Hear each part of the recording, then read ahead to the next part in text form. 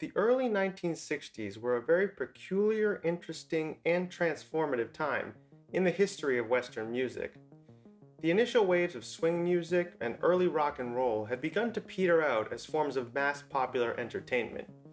Jazz had reduced in size from big band ensembles to small modal quartets, and the dominance of rock music, spurred by the Beatles, was still quite a few years away.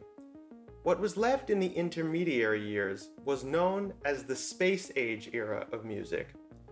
While the late 60s psychedelic era is often equated with terms such as the Wild West and trippy, in reality it was actually a much more cohesive scene than the disparate yet fascinating music of the Space Age era. Within Space Age music, one had tiki or exotica music, avant-garde electronic guitar pop like that of Joe Meek and the Tornadoes, and the wild stereophonic Latin ensemble experiments of someone like Esquivel. And these are just some of the most popular genres and artists of the Space Age era. There were countless albums throughout this 6 to 8 year period that furthered all sorts of musical ideas and trends that had begun in the early 20th century, from Nelson Riddle to Karl-Heinz Stockhausen. And while I could literally spend days going over all the hidden gems from this era, and I might leave a comment below if that's something you're interested in seeing, there is one specific album by one specific composer I want to focus on. The album is The Symphony of the Birds, and the composer was Jim Fassett. Now, the thing about the internet is that it almost never fails. Any kind of information you want to find, it is 99.5% of the time going to be somewhere online. However, when it comes to the background and life story of Jim Fassett, I unfortunately in this video fell into that 0.5% category. Now, it wasn't a total wash, so I'll give you all the information I was able to find on the man himself before we dive into the actual work of the Symphony of the Birds. According to SpaceAgePop.com, Jim Fassett was born in 1904 and primarily made his reputation as a radio host. Starting in the 1920s, he primarily hosted on the WBZ station centered in Boston, Massachusetts. Additionally, he served as classical music critic in the Boston Globe paper for many years in tandem with his time as a radio host. After relocating to New York in 1936, he worked his way up and in 1942 became musical director of CBS Radio, providing musical commentary during intermissions of live broadcasts of the New York Philharmonic. As lead musical director, Fassett witnessed the explosion and proliferation of countless new recording technologies, and, at some point, got it in his mind to experiment with the warping effects that magnetic tape recording provided. And this was the genesis for the Symphony of the Birds. When birdsong is mentioned in the context of music, most people's mind go to that of Olivier Messiaen and his foundational work with the analysis of birdsong melodies. While Fassett was also fascinated with birdsong and music, Symphony of the Birds operates in an entirely different framework. Instead of analyzing birdsong melodies and transcribing them to musical instruments, Fassett went straight to the source and created the Symphony of the Birds by spending hours manipulating tape to raise and lower pitches, then cutting and splicing parts together to create the finished piece. As I describe the process here, it sounds rather mundane, maybe straightforward even. But in 1959, the year this was being composed, the idea of creating music, a symphony even, acousmatically, meaning playable sound without an identifiable source, was such a radical, forward-thinking approach. I think in the classical music world, we still haven't fully caught up to that idea today. Now, don't get me wrong, at the time of the creation of the Symphony of the Birds, musique concrète was very much a thing that existed and was in the popular consciousness of musicians at the time. But it's not just that the Symphony of the Birds skirts around the edges of musique concrète. It is that the entire piece was also composed with recording technology in mind as the medium of delivery to most people, not for performances at the concert hall. Again, let me repeat, this acousmatic symphony was designed for recording technology, not orchestra or the concert hall. Only recently, with the rise of electronic music and composers in the last 25 years or so, are we seeing works of music by artists like Arca, Holly Herndon, and others, where the act of recording in and of itself is integral to the composition of the piece, and the intention is that the listeners will experience the piece in the context of their home listening devices.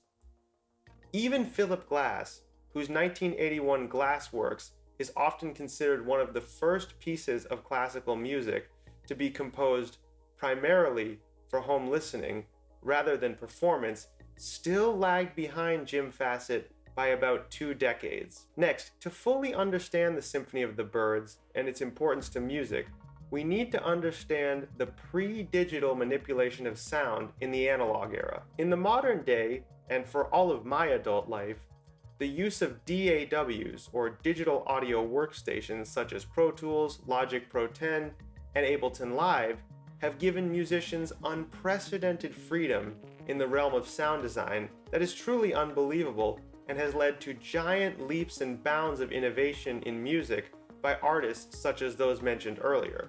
What makes Symphony of the Birds so fascinating, given this information, is how a similar level of sonic dynamism is achieved 60 years earlier with far less devices and resources available. As I mentioned previously, this entire work was created through tape manipulation of recorded bird calls.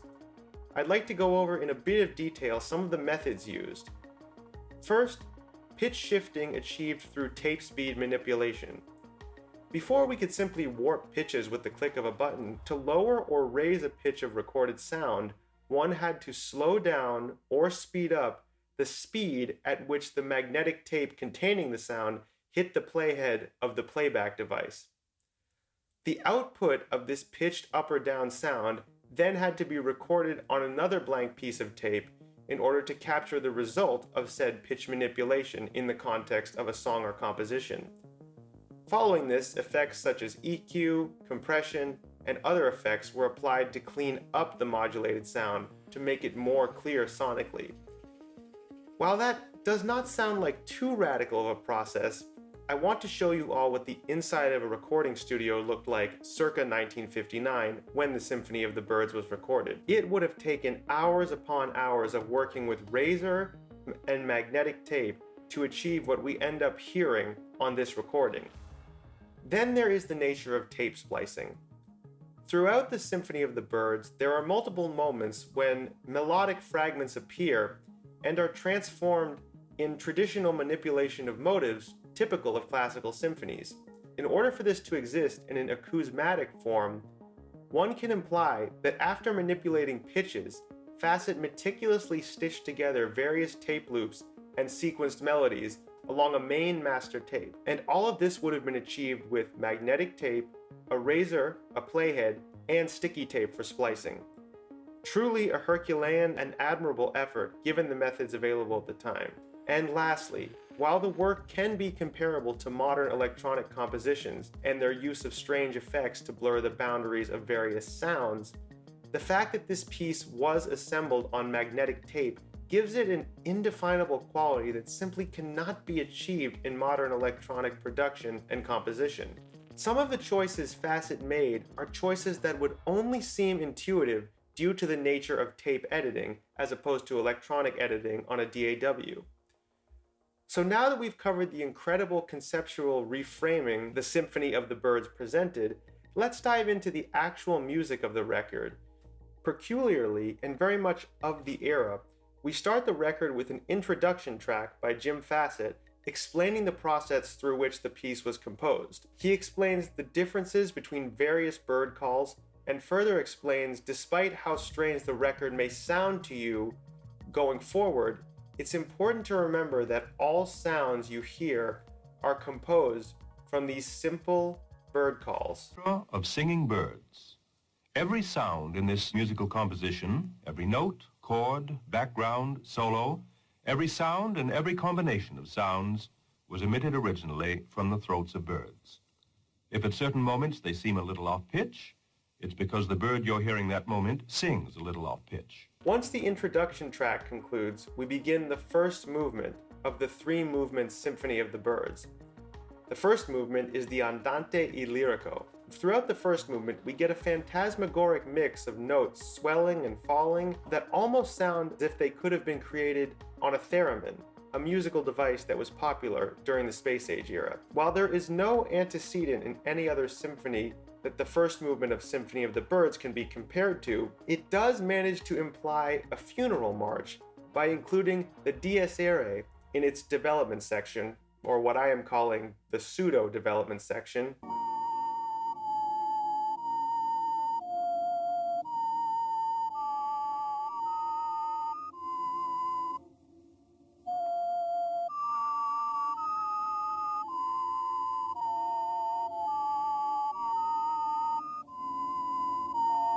Yes, that's right.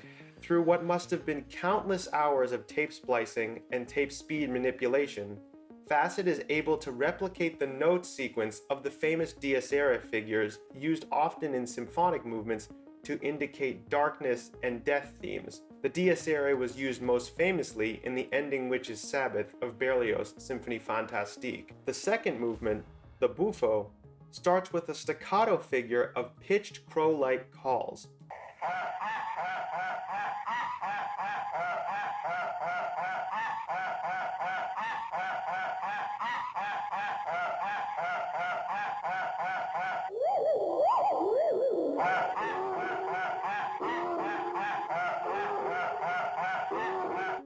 This continues for a bit when yet another severely down-tuned low bird call introduces this jaunty, childlike melody in what I can only assume is some sort of pseudo-exposition.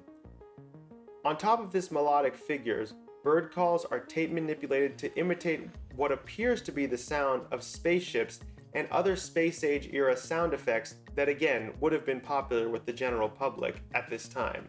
After the staccato-like buffo movement comes to a close, the third and final movement of the symphony, the Misterioso, begins.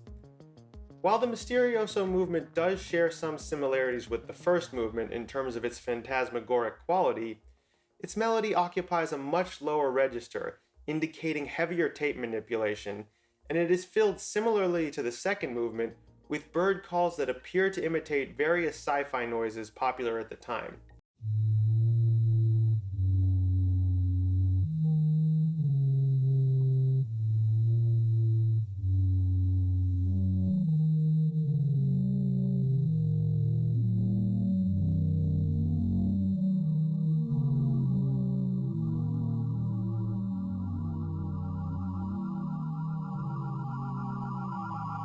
Once this three-movement symphony concludes, the remainder of the album contains tracks of Fassett's manipulated individual bird calls from specific breeds, the goldfinch, the cardinal, the skylark, etc., demonstrating the contrast of how they would have been heard in nature versus the effects of tape manipulation on the aforementioned bird calls.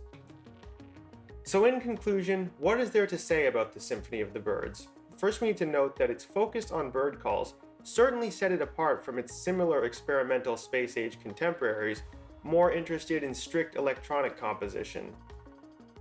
Also, the fact that a rough symphonic form was implied separated the Symphony of the Birds out from its more free-form and experimental contemporaries.